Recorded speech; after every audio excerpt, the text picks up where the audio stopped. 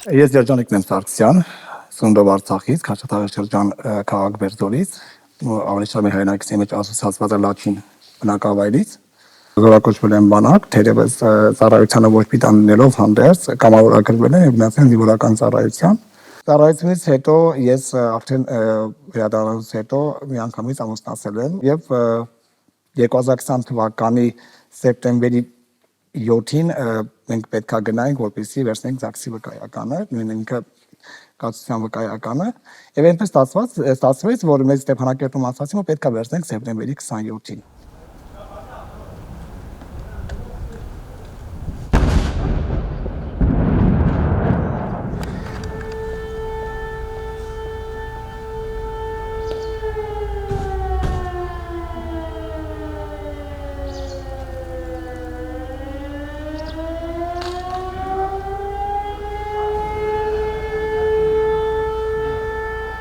Հենց իմ քույրը բղավեց, որ հերոսացույց միացրեք, տեսեք ինչ է կատարվում։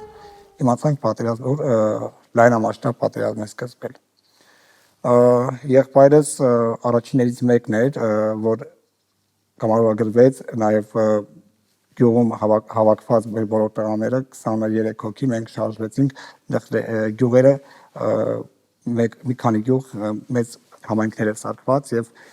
մեկ սկորիով 27 հոգի տեղափոխվեցինք Շուշ կենտրոն, Բերձոր, որտեղից էլ արդեն պետք է որոշվեր ով որ կողմ է գնալու։ Ըստ ինձ ես մի քանի վերաբերումներ կանեմ, հիմնականում զինծառայողը որտեղ որ ծառայել է, հա, եթե այդ պաշտպանական շրջաններում է լինում մարտեր, պետքա գնան այդ ճակատը։ Տեղանքի մասին իմանալով հանդերձ աշխարհագրական դիրք իմանալով հանդերձ, բայց այնպես ստացվեց, որ ես գնացի դեպի Ջաբրայել, ինքը ջրական, բայց ես ծառայել եմ Մարտակերտի պաշտպանականում։ Հասել ենք Ջաբրայել սեպտեմբերի 27-ի կեսգիշերին,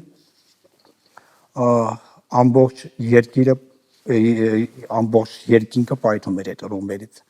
Ես չեմ պատկերացրել, որ այդպիսի բան կարա լինի մեր օրերում, ու չեմ պատկերացրել, որ դա հենց կլինի Արցախում։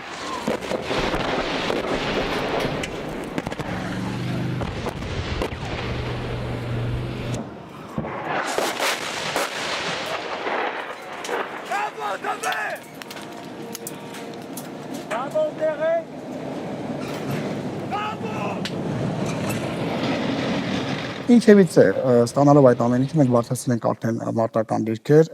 որտեղ որ հետակոծություն էր։ Մեզ ուղեկցել են զիլ մեքենայով, ոչ բանակային զիլ է եղել է քաղաքացիական տրանսպորտային միջոց, մեզ ուղեկցել է մեկ ենթասպա, մեզ հասցրել են այնտեղ, որից հետո մենք մնացել ենք Բախտի քմահաճույքին, բառից ամենաբուն իմաստով։ Եղել ենք Արաքսի ցախակողմյան ափին, 101 Իրականի զորամասի 101-106 կոչվող մարտական դիրքերի հատվածում մենք այնտեղ մեզանց ոչ ոք այդ արդեն 23 հոգով ենք եղել, որ մեզի տարել թողել են այդտեղ, ոչ մեկը չենք իմացել, մենք որտեղ ենք գտնվում, մեզ ճակատագիր սպասվում եւ արդյոք մենք միջև լուսաբացկացնենք թե ոչ։ Ես եղել եմ այնտեղ որպես մեր տղաների բուժակ, հոկտեմբերի 1-ին մենք լքել ենք դիրքը, որովհետև մեր փոքրաթիվ տղաներով եւ մեր չնչին դինամոթերքը ընդհանրապես բավականացրեց 3 ժամ։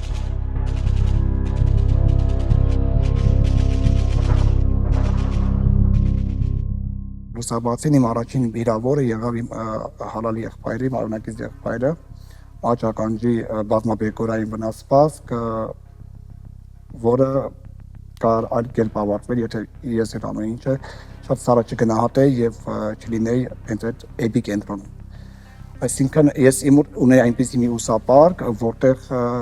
իր դեղորայք կարեք պատկերացնել, դա մենք հավաքագրել էինք ու հետներս բացացրել ենք։ Եղբորս վիրակապելուց հետո եւ 14 կիլոմետր երկու զինվորի հետ միասին մենք իրան տարել ենք դեպի արդեն հետ ոտքով իրականում ռմբակոծության տակ իրան տեղափոխել Գորիս քաղաք, որպեսզի առաջին բժշկություն ստանալուց հետո մենք դա արել ենք, բայց այնտեղ մենք տեսնում ենք, որ կար բեկորներ ականջի մեջ ու ահավոր էր եւ ամեն բան կարն է ճակատագրական։ Ես եղբորս ուղարկելուց հետո գրեթե 5 օր ոչ մի դուր չեմ ունեցել իրանից եւ լինեմ անկեղծ, անգամ ուրիշ չեմ ունեցել, որ ինքը կլինի ողջ, որտեղ ես իրավիճակը տեսնելով հանդերձ գիտեի թե ամեն ինչ ավարտված կլինի։ Հոկտեմբերի 4-ին ես այդտեղ եմ ծանոթացել Շուշիից Մովսեսը, ով ծննդով Շիրակի քաղաք Գյումրիից էր, այնպես ստացվեց, որ մենք այնտեղ նահանջ կատարեցինք եւ Մովսեսը մնաց շրջափակման մեջ եւ իրան էլ սպանեցին։ Այնտեղ նա զոհվեց, ես իմ նախկին երեքներից մեկում ասացի, որ ես իմ եկեղեցական անունը կրում եմ հենց Մովսեսի անունով, որովհետև ինքը մեր նորօրյա նժդեհներից է, մեր նորօրյա հերոսներից է, ինքը զոհեց իրեն հանուն իր մարտական ընկերների։ Ինքը շեղեց թշնամու ուշադրությունը, որպեսզի կարողանան մյուս տղաները այդ շրջափակումից դուրս գան։ Ես 43 օր շարունակ եղել եմ այդ տղաների կողքին, արդեն որ նահանջներից հետո ինձ իջեցրել են Ջաբրայելի, հենց արդեն տեղակայման, հենց Զորամասի տեղակայման վայր, որտեղ ես ծավալել եմ բուժկետ, իհարկե համագործակցելով պաշտպանականի Նաշմեդի հետ, ինքը բուժսառայության պետի հետ, նաև իր միացնի ժամանած Ռոբերտ Ազարոմյանի հետ միասին ես վիրավորներին ընդունել եմ մարտական դիրքերից, առաջին բուժօգնություն, վիրակապումներ, արյան հոսքերի դադարում, եղել եմ տարբեր աստիճանների, որը հանրային չի, ինչ պետք է ներկայացնեմ, ես հոկտեմբերի 9-ին, երբ որ ես բարձրացել եմ մարտական դիրքեր, ես հետ եմ եկել, տեսնեմ Քաշաթաղից ոչ մի տղա չկա, հետո ինձ գեներալ լեյտենանտ Հայաստանի Հանրապետության պաշտպանության նախարարության կադրերի վարչության պետը ինձ հրամայում է, որ պետք է մնամ Զորամասում եւ շարունակեմ աշխատանքը, կապ չունի, որ իմ տղաները, իմ մոբի տղաները վերադարձվել են Բերձոր, ես պետք է մնամ այնտեղ։ Անցավ 3 օր, Ջաբրայելը եւս ընկավ, ջրականի Զորամասը եւս ընկավ, բազմաթիվ տղաներ զոհվեցին այնտեղ։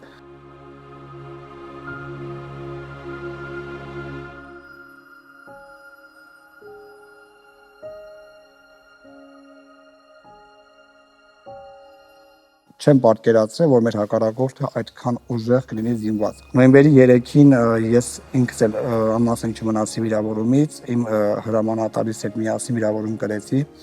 ինքը ոտքերի մեծ վնաս կրեց, մինչև որս ինքը վիրահատական միջամտություններ ա կրում, մեր կուրգենը, իսկ ես ոչ թե արկի պայթյունից, այլ խուսափելով արկից, ես գլորվեցի ձորը բավականին բարձր անդունդ եւ ստացա զույգ ոտքերի ծնկների մեծ վնասվածք, աջ ոտքը փոքրի շատ է վերականգնվել ամուրացարմուշական հոսպիտալում, բայց ցախ ծունկս միջև որս խնդիր կա, բազմաթիվ միջամտություններ են վիրահատական, նաև ունեմ դեմքի խնդիրներ, ես նշեմ, որ ինձ ունեցել եմ առողջական խնդիրներ,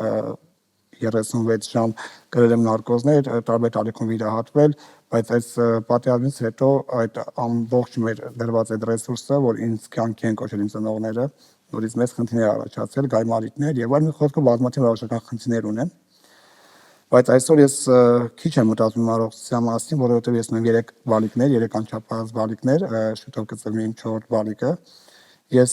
հավատքով ամեն Աստծո օր ես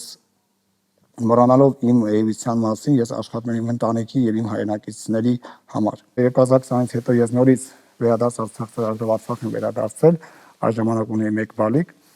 Ճիշտ է, իմ հարազատներս, իմ կնոջս հարազատները դեմ են այդ ամեն ինչին, բայց ես հետ եմ վերադարձել, որտեղ Արցախի սերը ամեն ինչից վերել, անգամ իմ ստեղծած ընտանիքից։ Ես տենց եմ պատկերացրել։ Մենք տենց համայնք հանրապետության տարածքում բաց չենք թողնում։ Մենք շրջում ենք, տեսնում ենք, առաջարկում ենք եւ դրան զուգահեռ տեսնում այն ընտանիքներ, ովքեր քաղցի մեջ են։ Եվ ես դա անպայման լուսաբանում եմ եւ իմ Facebook-յան էջը, իմ Messenger-ը, իմ WhatsApp հավելվածը չի դադարում զանգերից կամ հաղորդագրություններից։ Մարդիկ ինձ ուղարկում են տեսագրություններ, վիդեոներ, բժշկական փաստաթղթեր։ Արցախում իրականում շատ ֆինանսական ոչ մի խնդիր ես չեմ ունեցել, դեռևս 16 տարեկանից։ Դեռ ռոզական տարիներից մեր համայնքում, մեր հարակից համայնքներում մարդիկ շատ ծանր ժամանակներ են ապրել իրականում։ Այն ժամանակ նոր կազմավորվող Արցախ էր, նոր կազմավորվող շրջան էր, բայց այն ժամանակ մարդկային ապրելակերպը ու մարդկության մեջ կարեկցանքը բարձր էր գնահատված։ Այն մտքից, որ ես մեկ բա չեմ քայլելու, ես ուղղակի խելագարվում եմ։ Ես չեմ կարող դա տանել։ Այս վիճակում ես իմ բժիշկներից մեկը զարմացել էր, ասում է ես իմ 35 տարվա իմ բժշկական այս ոլորտի մեջ ես չեմ տեսել այդպիսի դեպք, որ այդպիսի ոտքով կարողանան քայլել։ Ոնց է կանում։ Ու ես այնպես եմ քայլում, որ իմ կողքից քայլողը չնկատի, որ դիմացի հաշմանդամ է քայլում։ Խնդիր ունեցող է քայլում։ Ես իմ վրա չեմ զարմանում, որ ես մոտ եմ ասում։ Այո, ես հավատքով շարժում եմ առաջ։ Այնքան դեպքեր ա եղել, որ կարող ամեն ինչ ավարտվել ինձ համար, բայց չի ավարտվել, որովհետև ես ինձ համար թիվ 1 բժիշկն ու հովանավոր դա իմ Աստվածը։